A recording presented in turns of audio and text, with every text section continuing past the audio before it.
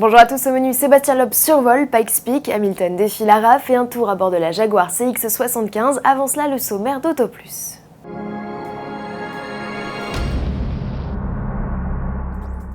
Auto Plus est arrivé en kiosque pour ce premier numéro du mois de juillet. La rédaction vous propose un dossier spécial révision.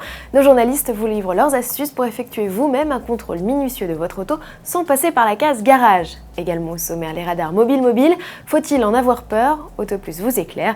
Notez que 40 véhicules sont déjà à l'œuvre sur nos routes et que 6 voitures supplémentaires débarqueront le week-end du 14 juillet. Et pour tout savoir, ne manquez pas notre guide spécial, toujours en kiosque.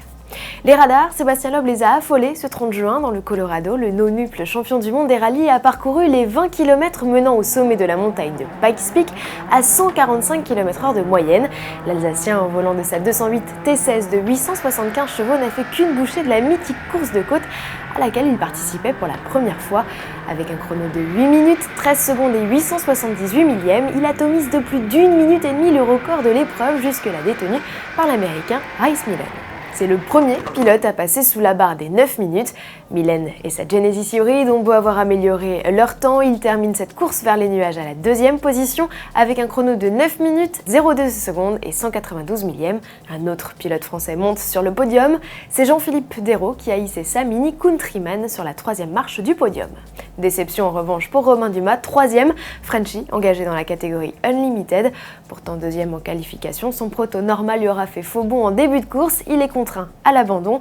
Quant à Simon Pagenaud, dans son monospace Honda Odyssey, il prend la 96e place avec un chrono de 12 minutes 54 secondes. Il est deuxième de sa catégorie. On parlait d'abandon, il y en a d'autres pour qui l'aventure s'est achevée plus tôt que prévu ce week-end au Grand Prix de Formule 1 de Silverstone. Le leader du championnat, Sebastian Vettel, a été stoppé net dans son élan par une boîte de vitesse récalcitrante, tandis que Jean-Éric Vergne a dû arrêter ses efforts après l'éclatement de son pneu arrière gauche. 4 pilotes ont d'ailleurs été victimes de cette avarie, dont le chouchou local Lewis Hamilton. Au terme d'un Grand Prix à rebondissement, Nico Rosberg s'impose devant Mark Webber et Fernando Alonso. Et à propos de F1 toujours, Lewis Hamilton, que nous avions quitté vendredi avec Stirling Moss, s'envoie aujourd'hui en l'air avec la Royal Air Force.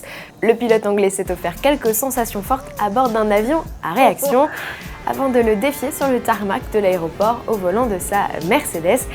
Un défi qui, à entendre son rire, ne pouvait pas lui faire plus plaisir.